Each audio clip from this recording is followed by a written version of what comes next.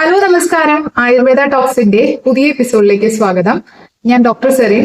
ഇന്ന് നമ്മൾ ഡിസ്കസ് ചെയ്യാനായിട്ട് പോകുന്നത് നമുക്ക് ഡെയിലി കുടിക്കാനായിട്ട് കുടിവെള്ളമായിട്ട് ഉപയോഗിക്കാൻ പറ്റുന്ന ചില ആയുർവേദ പാനീയങ്ങളെ കുറിച്ചാണ്. ഒരുപാട് ഹെൽത്ത് ബെനിഫിറ്റ്സ് ഉണ്ട് ഈ പാനീയങ്ങൾക്ക്. അപ്പൊ ഡെയിലി നിങ്ങൾ ഇത് തിളപ്പിച്ച് കുടിക്കുകയാണെങ്കിൽ നമുക്ക് ഒരുപാട് ബെനിഫിറ്റ്സ് കിട്ടും. അപ്പൊ അതിന് മുന്നോടിയായിട്ട് നമ്മൾ എങ്ങനെ വെള്ളം കുടിക്കണമെന്നും ഞാൻ ഇതിൽ പറയുന്നുണ്ട് കേട്ടോ. ഇങ്ങനെ വെള്ളം കുടിച്ചാലാണ് നമ്മുടെ ശരീരത്തിന് ആരോഗ്യത്തിന് ഏറ്റവും നല്ലത് എന്നുള്ളതൊക്കെ. അപ്പൊ നമുക്കറിയാം പല രീതിയിലുള്ള ജലസ്രോതസ്സുകൾ ഉണ്ട് അല്ലെ. കിണറുണ്ട്, അതുപോലെ കുളമുണ്ട്, അതുപോലെ തന്നെ പുഴകളുണ്ട്, കായൽ. ഇതിലൊക്കെ ഒരുപാട് ഇതിന്റെ വെള്ളത്തിന്റെ ക്വാണ്ടിറ്റിയിൽ ഒരുപാട് ഡിഫറെന്റ് ആണ്. ഇവൻ കിണറുകൾ തന്നെ വെച്ച് നോക്കുകയാണെങ്കിൽ പല സ്ഥലങ്ങളിലുള്ള വെള്ളത്തിന്റെ ക്വാളിറ്റി ഡിഫറെന്റ് ആണ്. ഇപ്പൊ ബീച്ച് സൈഡിലുള്ള കിണറിലുള്ള അതിന്റെ ക്വാളിറ്റി ഡിഫറെന്റ് ആണ്. ഫ്ലാറ്റുകളൊക്കെ ഒരുപാടുള്ള സ്ഥലത്തെ ഡിഫറെന്റ് ആണ്. ഗ്രാമങ്ങളിലെ ജലത്തിന് വ്യത്യാസമുണ്ട്. അതുപോലെ സിറ്റികളിൽ താമസിക്കുന്ന ആൾക്കാരുടെ അവിടെ ഉണ്ടാകുന്ന വെള്ളത്തിന്റെ ഡിഫറെന്റ് ആണ്. അപ്പോൾ എല്ലാത്തിന്റെയും എല്ലാ സ്ഥലങ്ങളിലെയും കിണറുകളിൽ പോലും ആ ഒരു വെള്ളത്തിലെ ക്വാളിറ്റി ഡിഫറെന്റ് ആണ് എന്നുള്ളതാണ് പറയുന്നത്. ഓക്കെ, അപ്പൊ നമ്മൾ സാധാരണ ആയുർവേദത്തിൽ ശുദ്ധമായ ജലത്തിനെ പറയുമ്പോഴും അത് നമ്മൾ ബോയിൽ ചെയ്ത് ഉപയോഗിക്കണം എന്നാണ് പറയുന്നത്. നമുക്ക് ശുദ്ധമായിട്ടുള്ള ജലം കിട്ടിക്കഴിഞ്ഞാലും പലപ്പോഴും പറയാറുണ്ട് ഫിൽട്ടർ ചെയ്ത വെള്ളമല്ലേ, അപ്പൊ അത് ബോയിൽ ചെയ്യേണ്ട കാര്യമുണ്ടോ? തീർച്ചയായിട്ടും ഉണ്ട്. നമ്മളത് ബോയിൽ ചെയ്ത് മാത്രമേ ഫിൽട്ടർ ചെയ്ത വെള്ളം ഉപയോഗിക്കാനായിട്ട് പാടുള്ളൂ. ഓക്കെ, അപ്പോൾ ഇനി നമുക്ക് ചില ആയുർവേദ പാനീയങ്ങൾ തിളപ്പിച്ച് ഉണ്ടാക്കിയിട്ട് നമുക്ക് ഡെയിലി ഉപയോഗിക്കാൻ പറ്റുന്നത് പരിചയപ്പെടാം. അപ്പൊ അതിൽ ഏറ്റവും പ്രധാനപ്പെട്ടതാണ് ചുക്കുവെള്ളം. അപ്പൊ ചുക്കുവെള്ളം എന്ന് പറയുന്നത് ചുക്ക് എന്ന് പറയുന്നത് വളരെ ഹോട്ട് ആയിട്ടുള്ളതും അല്ലെങ്കിൽ ഉഷ്ണത്തോടു കൂടിയുള്ളതും ഉഷ്ണവീര്യത്തോടു കൂടിയിട്ടുള്ള ഒരു ഡ്രഗാണ്. അപ്പൊ ഇഞ്ചി ഉണക്കി ഉണ്ടാക്കുന്നതാണ് ഈ ചുക്ക് എന്ന് പറയുന്നത്. മനസ്സിലായി? അപ്പൊ അത് എരിവ് രസവുമാണ് അതിനുള്ളത്.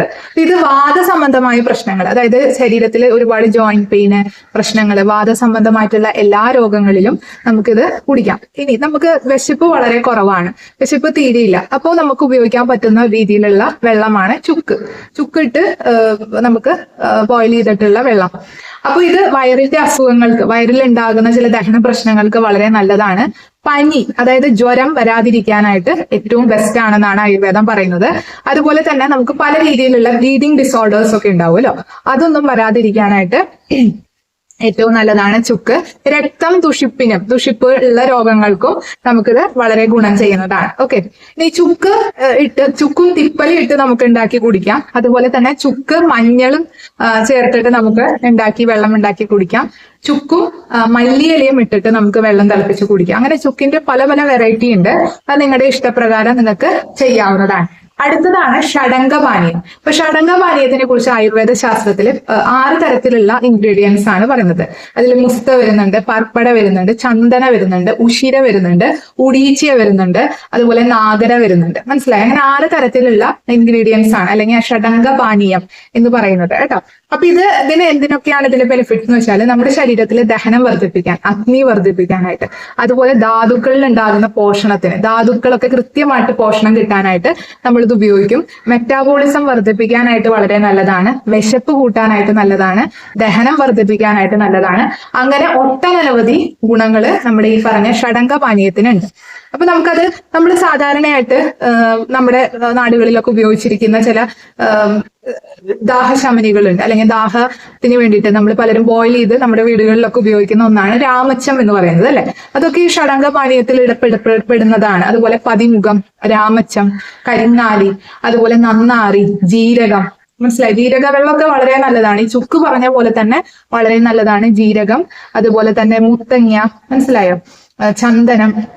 അപ്പൊ ഇത്തരം ഇൻഗ്രീഡിയൻസ് ഒക്കെ നമുക്ക് ഓരോ അനുപാതത്തിലെടുത്ത് പല പല അനുപാതത്തിലെടുത്ത് ആ രീതിയിൽ നമുക്ക് ഇത് ബോയിൽ ചെയ്തിട്ട് നമുക്ക് വെള്ളമാക്കിയിട്ട് വീട്ടിൽ ഉപയോഗിക്കാം. അല്ല ഇങ്ങനെ ഒറ്റയ്ക്ക് സിംഗിൾ ഡ്രഗ് ആയിട്ട് നമുക്ക് ബോയിൽ ചെയ്തിട്ട്, ഈ ബോയിൽ ചെയ്യുമ്പോൾ എങ്ങനെയാണ് ചെയ്യേണ്ടത്?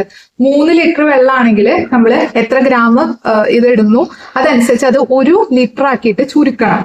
മനസ്സിലായി? അതായത് കഷായമായിട്ടാണ്, തോയ പാനീയാണ്. അപ്പൊ എപ്പോഴും നമ്മളത് റെഡ്യൂസ് ചെയ്തിട്ട് വേണം ഉപയോഗിക്കാൻ. എന്നിട്ട് ചണ്ടി എടുത്ത് കളയണം. ചണ്ടി എടുത്ത് കളഞ്ഞില്ലെങ്കിൽ എന്ത് സംഭവിക്കും? അത് അതിന്റെ ഉള്ളിലിരുന്ന് ദൂഷിക്കാനായിട്ട് തുടങ്ങും. പിന്നെ അത്രയും ദിവസം നിൽക്കില്ല. അപ്പൊ എപ്പോഴും ചണ്ടി എടുത്ത് കളയേണ്ടതാണ്. ചണ്ടി എടുത്ത് കളയാണെങ്കിൽ ദിവസങ്ങളോളം നിലനിൽക്കും. പക്ഷെ നമ്മൾ അങ്ങനെ ഉപയോഗിക്കേണ്ടതില്ല അല്ലെ. അന്നാന്നത്തേക്കുള്ള വെള്ളം മാത്രം പ്രിപ്പയർ ചെയ്താൽ മതി. അത് 1/3 ചുരുക്കി അത് അരിച്ച് നമുക്ക് ഉപയോഗിക്കാനായിട്ട് സാധിക്കും. അത് പെട്ടെന്നൊന്നും ശരിക്കും പറഞ്ഞാൽ കേടുവരില്ല എന്നാണ് പറയുന്നത്. ഇതിനൊരു കുറച്ച് ദിവസം കഴിയുമ്പോൾ ഔഷധങ്ങളുടെ സ്മെല്ലൊക്കെ നമുക്ക് കിട്ടുമെന്നാണ് പറയുന്നത്. അതിന്റെ ആ ബോയിൽ ചെയ്തിട്ടുള്ള ഔഷധങ്ങളുടെ സ്മെല്ല് വരെ നമുക്ക് വരും എന്ന് പറയുന്നത്. വളരെ ഔഷധപ്രദമായിട്ടുള്ള ഡെയിലി ഒക്കെ യൂസ് ചെയ്യുകയാണെങ്കിൽ പനി, അതുപോലെ ദഹനക്കേട്, വിശപ്പ്, ബുദ്ധിമുട്ട് ഇതൊന്നും വരില്ല. ഗ്യാസിന്റെ പ്രശ്നങ്ങൾ, ഇങ്ങനത്തെ ബുദ്ധിമുട്ടുകളൊന്നും നമുക്ക് വരാതിരിക്കാനായിട്ട് ഒരു അടിപൊളി ഡ്രിങ്ക് ആണ് ഇത്തരം സംഭവങ്ങൾ ഇട്ട് തിളപ്പിച്ച വെള്ളം എന്ന് പറയുന്നത് കേട്ടോ. അപ്പോൾ ഇന്നത്തെ എപ്പിസോഡ് നിങ്ങൾക്ക് എല്ലാവർക്കും ഇഷ്ടപ്പെട്ടു എന്ന് വിശ്വസിക്കുന്നു. ഇഷ്ടപ്പെട്ടിട്ടുണ്ടെങ്കിൽ ഒരു ലൈക്ക് തരാൻ മറക്കരുത്. പിന്നെ അതുപോലെ തന്നെ തീർച്ചയായിട്ടും കമന്റ് സെക്ഷനിലും രേഖപ്പെടുത്താം. എന്തായാലും നമുക്ക് പുതിയൊരു എപ്പിസോഡുമായിട്ട് കാണാം. അതുവരേക്കും stay happy, stay healthy, by.